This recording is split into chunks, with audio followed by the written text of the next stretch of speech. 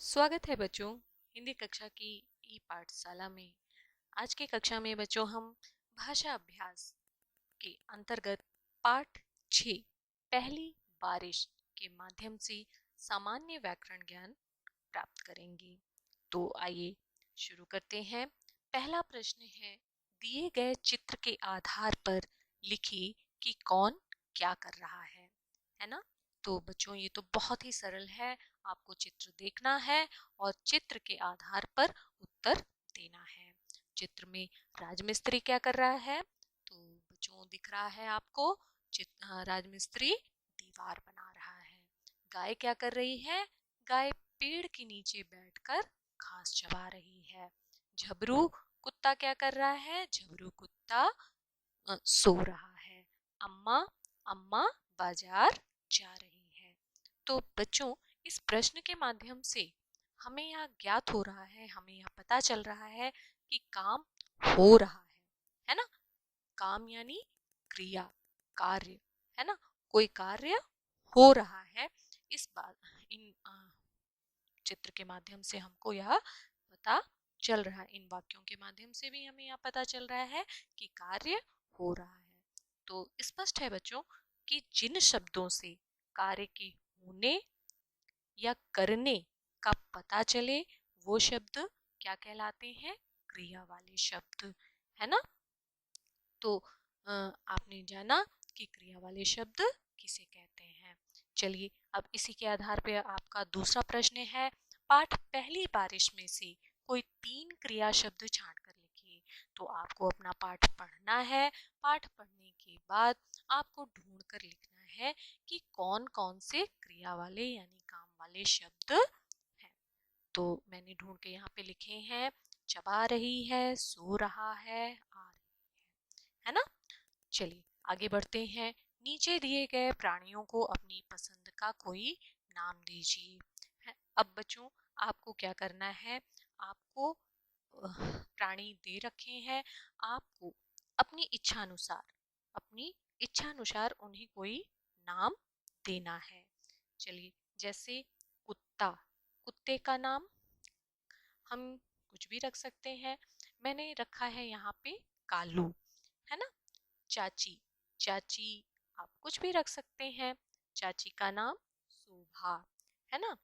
दीदी, दीदी का नाम आप कुछ भी, आपकी दीदी अपनी दीदी का नाम रख दीजिए। मैंने यहाँ पे रखा है सुमन। गाय, गाय का नाम आप कुछ भी रख दीजिए, है ना। कोई कामधेनु रखता है तो कोई कुछ रखता है। मैंने रखा है गौरी। इसी तरह आप भी स्वतंत्र हैं बच्चों, आप भी अपनी इन प्राणियों के नाम अपनी इच्छा अनुसार लिख सकते हैं। आगे बढ़ते हैं बच्चों। अगला प्रश्न है, बताइए नीचे दिए गए शब्दों को और क्या कहते हैं। बच्चों मैंने आपको पिछली कक्षा में भी बताया था कि समान अर्थ वाले, है ना, समान अर्थ वाले शब्दों को यानी समानार्थी शब्दों को पर्यायवाची कहते हैं, है ना। तो यहाँ प्रश्न में पूछा जा रहा है कि इन्हें और क्या कहते हैं, यानी इनका दूसरा नाम भी हमको बताना है। आपकी सुविधा के लिए हेल्प बॉक्स में नाम दे रखे हैं, है ना। आपको वहीं से छांटना है और छांट के उनके नाम लिखने हैं। तो बहुत ही सरल है। चांद को और किस नाम से हम जानते हैं? चंद्रमा और शशि। फूल को सुमन और पुष्प। पानी को जल और नीर। तालाब को ताल और सरोवर, है ना। चलिए आगे बढ़ते हैं। नीचे दिए गए शब्दों में सही जगह पर चंद्र बिंदु लगाइए। बच्चों पिछली कक्षा में भी मैंने आपको बताया था कि अनुस्वार किसे कहते हैं, अनुनासिक किसे कहते हैं। अनुस्वार चिन्ह उन चिन्हों को कहते हैं बच्चों जिनके उच्चारण में हवा केवल नाक से निकलती है। उन शब्दों को उन शब्दों पर अनुस्वार चिन्ह लगते हैं। लेकिन जिनके उच्चारण में हवा नाक और मुंह दोनों से निकलती है वहां पर चिन्ह कौन सा लगता है? अनुनासिक यानी चंद्र बिंदु, है ना। तो अब आपको, लेकिन आपके प्रश्न में क्या करना है बच्चों? आपके प्रश्न में केवल अनुनासिक ही लगाना है, यानी चंद्र बिंदु चिन्ह ही प्रयोग करने हैं सभी शब्दों में। लेकिन यहाँ पर ध्यान देने की आवश्यकता यह है बच्चों कि हमें किस अक्षर पे लगानी है ना। कोई कोई अक्षर तो 3 वर्ण का है, कोई 2 का है, तो कोई, है ना। तो हमें यह ध्यान देना है कि जिस अक्षर पे ही ध्वनि का बोध हो रहा है, उच्चारण ध्वनि का बोध हो रहा है, उसी अक्षर पे हमें चंद्र बिंदु यानी अनुनासिक चिन्ह लगाना है। तो इसको आप उच्चारण करके देखिए, ऊंचे, है ना, स्पष्ट है। बड़ा ओ पे लगेगा, आंगन, आ पे लगेगा, माँ, माँ पे लगेगा, झाड़ी, या पे लगेगा, दांत, है ना, तो किस पे लगेगा, दा पे, मुंह, है ना, तो यहाँ पे उच्चारण कहाँ पे आ रहा है, माँ पे, यानी मुंह पे लगेगा। इन बातों का बच्चों विशेष ध्यान हमें रखना चाहिए, है ना। आगे बढ़ते हैं। नीचे दिए गए वाक्यों में मोटे काले शब्दों का लिंग बदलकर वाक्य पूरे कीजिए।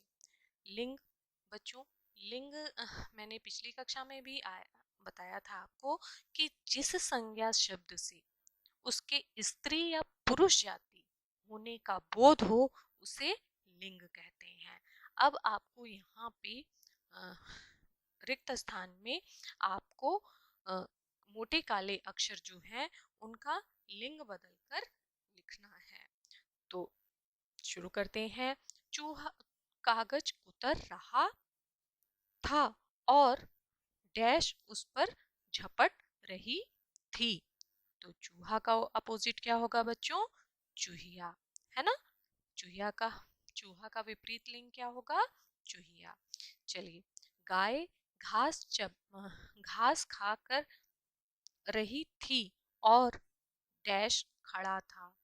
गाय घास खा रही थी और बैल खड़ा था, है ना। मोर नाच रहा था और डैश दाना चुग रही थी, यानी मोर का अपोजिट क्या होगा, सॉरी, मोर का विपरीत लिंग क्या होगा, मोरनी, है ना। लड़की किताब पढ़ रही थी और डैश गेंद से खेल रहा था। लड़की का विपरीत लिंग क्या होगा बच्चों, लड़का, है ना। अगला प्रश्न है, नीचे दिए गए शब्दों के वचन बदल कर लिखिए। बच्चों, वचन यानी जिस संज्ञा शब्द से उसके एक या एक से अधिक होने का बोध होता है, उसकी संख्या का पता चलता है, उसे क्या कहते हैं, वचन, है ना। ऐसे शब्दों को वचन कहते हैं। अब हमें यहाँ पे ध्यान रखना है कि वचन किस रूप में है।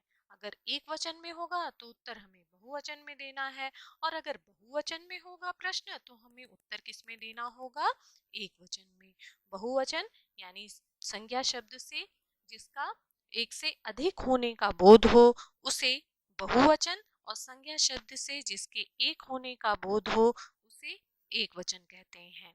जैसे अब यहाँ प्रश्न में देखिए, आपके प्रश्न में सभी शब्द बहुवचन में हैं, तो हमें सभी शब्दों का क्या लिखना है बच्चों, एक वचन, है ना। तो कपड़े का एक वचन क्या होगा बच्चों, कपड़ा। टांगे का एक वचन, टांग। आंखें आंखें का एक वचन क्या होगा, आंख। और घड़े का एक वचन, घड़ा, है ना। अगला प्रश्न है, नीचे दिए गए वाक्यों में से विशेषण और विशेष्य शब्द छांटकर लिखिए। विशेषण शब्द बच्चों वो शब्द होते हैं जिससे संज्ञा या सर्वनाम शब्द की विशेषता का बोध हो, है ना। जिन जिन शब्दों से किसी संज्ञा या सर्वनाम शब्द की विशेषता का पता चले, है ना, उसकी विशेषता यानी उसकी प्रशंसा या बड़ाई, ऐसे सरल शब्दों से हम समझ सकते हैं कि उसको बढ़ा चढ़ाकर उसके बारे में कहना या फिर उसकी प्रशंसा करना या उसकी बड़ाई करना, ऐसे शब्द जिसे पता चले कि उसकी कोई उसकी विशेषता बताई जा रही है, तो उसे हम क्या कहते हैं, विशेषण। और जिन शब्दों से, है ना बच्चों, जिन शब्दों से यह पता चलता है, जिसकी बताई जाती है उसे विशेष्य कहते हैं, और जो विशेषता बताई जाती है उसे विशेषण कहते हैं। अब आपको यहाँ पे वाक्य दे रखे हैं, उनमें आपको विशेषण और विशेष्य छांटना है। विशेषण, मंगलू ने सूखे कपड़े उठाए, है ना। तो अब देखिए किसकी विशेषता बताई जा रही है? सूखे, है ना, विशेषण हुआ। सूखे शब्द क्या हुआ? विशेषता हुई उसकी, है ना। और विशेष क्या सूखा? पत्ती सूखी, कपड़ा सूखा या कागज सूखा, क्या सूखा, है ना। तो यहाँ पे प्रश्न है कपड़ा, तो विशेष्य क्या हो गया? कपड़े। यानी जिसकी विशेषता बताई जा रही है बच्चों वो क्या होगा? विशेष्य। और जो विशेषता बताई जा रही है सूखा, गीला, है ना, फटा, पुराना, ये सारी विशेषता उसकी क्या हो जाएगा? विशेषण वाले शब्द। अ, आशा है आपको समझ में आ गया होगा। अब हम अगला प्रश्न हल करते हैं। काले बादल छा गए। अब देखिए इसमें विशेष्य क्या हो जाएगा बच्चों? बादल, है ना। और इसकी विशेषता क्या हो जाएगी? काले, है ना। अगला प्रश्न, उसने टूटी फूटी खाट उठाई। तो खाट क्या होगा? विशेष्य, टूटी फूटी विशेषण, है ना। झबरू ऊंचे सुर में भौंका, है ना। तो किसकी विशेषता बताई जा रही है? उसकी सुर की, यानी उसकी जो आवाज है, उसकी जो ध्वनि है, उसकी विशेषता बताई जा रही है। तो सुर क्या हो जाएगा? विशेष्य। और नीचे ऊंचे मतलब ये क्या हो जाएगा? विशेषण। तो इसमें क्या है? ऊंचे सुर में भूका। चलिए अगला है, नीचे दिए गए शब्दों के जोड़े चुनकर लिखिए। जोड़े चुनकर बच्चों आपने देखा है कभी कभी वाक्य में शब्दों के साथ सार्थक या निरर्थक शब्दों का एक जोड़ा बनाया जाता है। जैसे बूंदा बांदी, तो बूंद का तो अर्थ पता है लेकिन बांदी का नहीं। लेकिन कविता में, है ना, कविता में कभी कभी रस लाने के लिए, उसको अलंकृत करने के लिए ऐसे शब्दों का प्रयोग किया जाता है जिनका कभी कभी अर्थ नहीं भी होता है, वो निरर्थक भी होते हैं, लेकिन उनका उसे रोचक बनाने के लिए, उसे अलंकृत करने के लिए, उसमें रस भरने के लिए हमें ऐसे शब्दों का प्रयोग करना पड़ता है, किया जाता है ना। तो हमें यहाँ पे हेल्प बॉक्स में ऐसे ही शब्द दे रखे हैं, उनके हमें युग्म बनाने हैं। युग्म यानी जोड़े बनाने हैं। चलिए, बूंदा बांदी, घास फूस, इधर उधर, लंबी चौड़ी, जल्दी जल्दी, धीरे धीरे, है ना। यह जरूरी नहीं है कि हमेशा निरर्थक शब्द ही हो, कभी कभी सार्थक शब्दों को भी जोड़ों में प्रयोग किया जाता है। इससे कविता में अ, रोचकता आती है, रसानुभूति होती है और काव्य अलंकृत होते हैं। चलिए अगला प्रश्न है, नीचे दिए गए चित्र के आधार पर एक अनुच्छेद लिखिए। कितने शब्दों में? 70 से 80 शब्दों में।